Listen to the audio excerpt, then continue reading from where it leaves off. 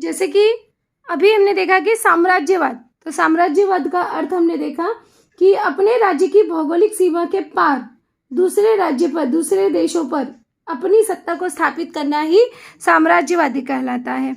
और यह साम्राज्यवादी यूरोपीय देशों ने अमेरिका महाद्वीप के विविध प्रदेशों को अपने नियंत्रण में कर लिया। और उसका कारण क्या हुआ कि उसके कारण वहाँ पर उन्होंने अपने उपनिवेश स्थापित किए, अर्थात वहाँ पर जाकर अपना अधिकार स्थापित किया। उपनिवेश स्थापित करना अर्थात किसी दूसरे क्षेत्र पर, किसी दूसरे देश में, राज्य में जाकर अपना अधिकार स्थापित करना, उसे कहा जाता है उपनिवेश स्थापित करना। इंग्लैंड ने उत्तरी अमेरिका के पूर्वी तट पर इस तरह से 13 उपनिवेश की स्थापना की। अब यहाँ पे प्रश्न बनता है एक वाक्य का कि इंग्लैंड ने कहाँ अपने उपनिवेश की स्थापना की, तो इंग्लैंड ने उत्तरी अमेरिका के पूर्वी तट पर 13 उपनिवेश की स्थापना की। और प्रारंभ में, शुरुआत में इंग्लैंड का इन उपनिवेशों पर कहने के लिए वर्चस्व था, अर्थात केवल नाम मात्र का वर्चस्व था। परंतु कालांतर में इंग्लैंड की संसद ने अमेरिका के इन उपनिवेशों पर कठोर बंधन और कर लादने प्रारंभ किए। अर्थात पहले जो था केवल नाम मात्र का था, किंतु इन्होंने इस पर आगे चलकर अपना अधिकार स्थापित करना प्रारंभ कर दिया। अभी जब उस पर अपना अधिकार उन्होंने प्रारंभ किया तो अमेरिका ने क्या किया, अमेरिका के इन उपनिवेशों में रहने वाली स्वतंत्रता प्रिय जनता ने इसका विरोध किया। क्योंकि अब जैसे आप स्वतंत्र रह रहे हो और अचानक से कोई दूसरा व्यक्ति आकर आप पर अपने अधिकार, अपनी हुकूमत चलाए, तो आप उसे स्वीकार करोगे? कभी नहीं स्वीकार करोगे। तो उसी तरह से यहाँ पर जब इंग्लैंड ने अपने उपनिवेश स्थापित किए और उस पर अपना अधिकार स्थापित करना शुरू किया, अपना वर्चस्व स्थापित किया, तो यह बात जो है अमेरिका के लोगों को अच्छी नहीं लगी, जिसके कारण उन्होंने उसका विरोध किया। तो यहाँ पर एक प्रश्न बनता है कि अमेरिका ने इंग्लैंड का विरोध क्यों किया? तो यहाँ पर उत्तर स्वरूप मिलता है कि इंग्लैंड ने उत्तरी अमेरिका के पूर्वी तट पर 13 उपनिवेश स्थापित किए। सेकेंड पॉइंट, प्रारंभ में इंग्लैंड का इन उपनिवेशों पर कहने के लिए वर्चस्व था, परंतु कालांतर में इंग्लैंड की संसद ने अमेरिका के इन उपनिवेशों पर कठोर बंधन और कर लादने प्रारंभ किए। इसलिए उत्तर स्वरूप, इसलिए अमेरिका के इन उपनिवेशों में रहने वाली स्वतंत्रता प्रिय जनता ने इसका विरोध किया। आगे क्या हुआ कि इंग्लैंड ने उपनिवेशों के विरोध को कुचलने के लिए उपनिवेशों के विरुद्ध युद्ध की घोषणा कर दी और अमेरिका के इन उपनिवेशवादियों को, जो अमेरिका ने इन उपनिवेशों में रहने वाली जो जनता थी, यहाँ के उपनिवेशवादी ने जॉर्ज वाशिंगटन के नेतृत्व में सैन्य का गठन कर प्रतिकार प्रारंभ किया। अंततः उपनिवेशों की सेना की विजय हुई और यह घटना अमेरिकी स्वतंत्रता युद्ध के रूप में जानी जाती है। अब यहाँ पर एक प्रश्न बनता है कि अमेरिका के स्वातंत्र्य युद्ध का वर्णन कीजिए। तो यहाँ पर आप जो है उत्तर स्वरूप आपको यहाँ से मिलेगा कि इंग्लैंड ने उत्तरी अमेरिका के पूर्वी तट पर 13 उपनिवेश स्थापित किए। सेकेंड पॉइंट, प्रारंभ में इंग्लैंड का इन उपनिवेशों पर कहने के लिए वर्चस्व था, परंतु कालांतर में इंग्लैंड की संसद ने अमेरिका के इन उपनिवेशों पर कठोर बंधन और कर लादने प्रारंभ किए। नेक्स्ट पॉइंट, अमेरिका के इन उपनिवेशों में रहने वाली स्वतंत्रता प्रिय जनता ने इसका विरोध किया। नेक्स्ट पॉइंट, इंग्लैंड ने उपनिवेश के विरोध को कुचलने के लिए उपनिवेशों के विरुद्ध युद्ध की घोषणा की। और नेक्स्ट पॉइंट, अमेरिका के इन उपनिवेशवादियों ने जॉर्ज वॉशिंगटन के नेतृत्व में सैन्य का गठन कर प्रतिकार किया, अर्थात उसका विरोध किया। प्रतिकार करना मतलब विरोध किया, और अंततः उपनिवेशों की विजय हुई। और यह घटना जो है, इसी घटना को अमेरिका का स्वतंत्र युद्ध के नाम से जाना जाता है।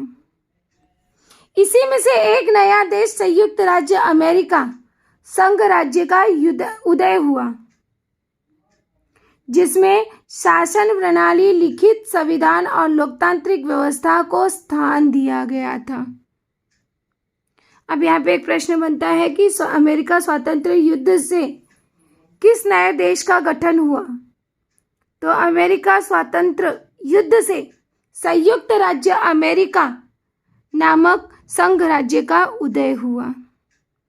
तो इस तरह से यह तो हो गई अमेरिका के स्वतंत्र युद्ध। अब हम आगे देखते हैं कि फ्रांस की राज्य क्रांति की, फ्रांस में किस तरह से राज्य क्रांति की शुरुआत हुई। तो 1889 ईस्वी में फ्रांस की जनता ने वहां के निरंकुश और अन्यायकारी, निरंकुश अर्थात जिस पर कोई भी अंकुश नहीं हो, कोई भी लगाम नहीं हो, उसे कहा जाता है निरंकुश। तो 1889 ईस्वी की फ्रांस की जनता ने वहां के निरंकुश और अन्यायकारी राजतंत्र और रियासतदारी व्यवस्था के विरुद्ध विद्रोह किया। तो यहाँ पर एक प्रश्न बनता है कि फ्रांस के लोगों ने किसके विरुद्ध विद्रोह किया और कब?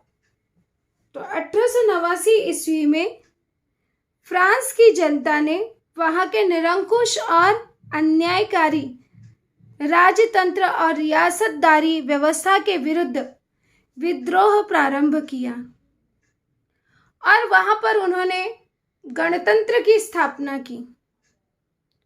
और यह घटना फ्रांस की राज्य क्रांति के रूप में जानी जाती है। यहाँ पे एक प्रश्न और बनता है कि फ्रांस की राज्य क्रांति के रूप में किसे जाना जाता है? तो उत्तर स्वरूप आपको इतना पूरा लिखना होगा कि 1889 ईस्वी में फ्रांस की जनता ने वहां के निरंकुश और अन्यायकारी राजतंत्र और रियासतदारी व्यवस्था के विरुद्ध विद्रोह किया, और इसी को गणतंत्र विद्रोह किया और वहां पर गणतंत्र की स्थापना की। इसी घटना को फ्रांस की राज्य क्रांति के रूप में जाना जाता है। और फ्रांस की राज्य क्रांति ने विश्व को स्वतंत्रता, समता और बंधुता जैसे मूल्यों की देन दी। एक प्रश्न और बनता है कि फ्रांस की राज्य क्रांति ने विश्व को किन मूल्यों की देन दी, या कौन सी मूल्य दिए? तो यहाँ पर फ्रांस की राज्य क्रांति ने लोगों को, विश्व को स्वतंत्रता, समता और बंधुता अर्थात भाईचारा जैसे मूल्यों की देन दी। विश्व के इतिहास में जो राजनीतिक क्रांतियां हुई, उनमें से अमेरिका का स्वतंत्रता युद्ध और फ्रांस की राज्य क्रांति का एक विशेष महत्वपूर्ण स्थान प्राप्त था।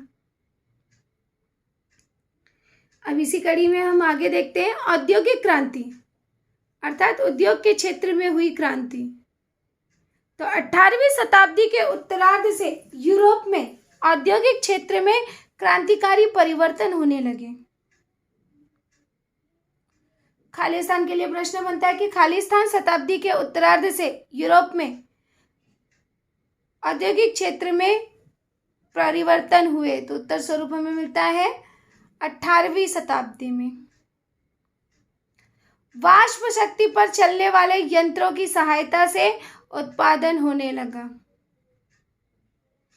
छोटे घरेलू उद्योग धंधों का स्थान बड़े कारखानों ने ले लिया। हथकरघा के स्थान पर बिजली करघा, अर्थात जो हाथ से जो कार्य किए जाते थे, हथकरघा जब चलाया जाता था, उसकी जगह पर बड़े बिजली करघा का उपयोग किया जाने लगा। रेल और जलयान जैसे यातायात के नए साधन आए। यंत्र युग का अवतरण हुआ, अर्थात वहां पे यंत्र युग प्रारंभ हुआ और इसी को औद्योगिक क्रांति कहते हैं। अब यहाँ पे एक प्रश्न बनता है कि औद्योगिक क्रांति किसे कहते हैं? औद्योगिक क्रांति 18वीं शताब्दी के उत्तरार्ध में यूरोप में औद्योगिक क्षेत्र में क्रांतिकारी परिवर्तन हुए। यहाँ पर यंत्र युग का अवतरण हुआ और इसी को औद्योगिक क्रांति कहते हैं, अर्थात नए नए यंत्रों का आगमन होने लगा। जो कार्य हाथ से होते थे अब वो यंत्रों की सहायता से किए जाने लगे। औद्योगिक क्रांति का प्रारंभ इंग्लैंड में हुआ। यहाँ पे प्रश्न बनता है कि औद्योगिक क्रांति का प्रारंभ कहाँ हुआ? तो उत्तर स्वरूप हमें मिलता है इंग्लैंड में। रिक्त स्थान के लिए पूछा जा सकता है खाली स्थान क्रांति का प्रारंभ इंग्लैंड में हुआ, तो उत्तर स्वरूप मिलता है औद्योगिक। या इस तरह से भी पूछा जा सकता है कि औद्योगिक क्रांति का प्रारंभ इंग्लैंड में हुआ, औद्योगिक क्रांति का प्रारंभ खाली स्थान में हुआ, तो हमें उत्तर स्वरूप लिखना होगा कि इंग्लैंड में हुआ। इसके पश्चात वह धीरे धीरे पश्चिमी विश्व में फैलता गया और इस समय इंग्लैंड जो है वह औद्योगिक रूप में इतना संपन्न हो गया कि इंग्लैंड का वर्णन विश्व का कारखाना रूप में किया जाने लगा। तो यहाँ पे प्रश्न बनता है, कारण लिखो के लिए कि इंग्लैंड का वर्णन विश्व का कारखाना के रूप में किया जाने लगा। तो पहला पॉइंट है कि औद्योगिक क्रांति का प्रारंभ इंग्लैंड में हुआ। दूसरा पॉइंट, इसके पश्चात धीरे धीरे पश्चिमी विश्व में फैलती गई। तीसरा पॉइंट, इस समय इंग्लैंड औद्योगिक क्रांति में इतना संपन्न हो गया कि इंग्लैंड का वर्णन जो है वह विश्व का कारखाना के रूप में किया जाने लगा। यहाँ पर एक प्रश्न और बनता है कि विश्व का कारखाना के रूप में किस देश को जाना जाता है? तो विश्व का कारखाना के स्वरूप में यहाँ पर इंग्लैंड को जाना जाता है। तो इस तरह से हमने देखा कि यूरोप में वैचारिक क्रांति हुई, राजनीतिक क्षेत्र में क्रांति आई और इसके बाद अमेरिका का स्वतंत्र युद्ध और फ्रांस की राज्य क्रांति के बारे में पढ़ा और उसके अंत में हमने देखा कि किस तरह से औद्योगिक क्रांति हुई और उसका क्या परिणाम हुआ।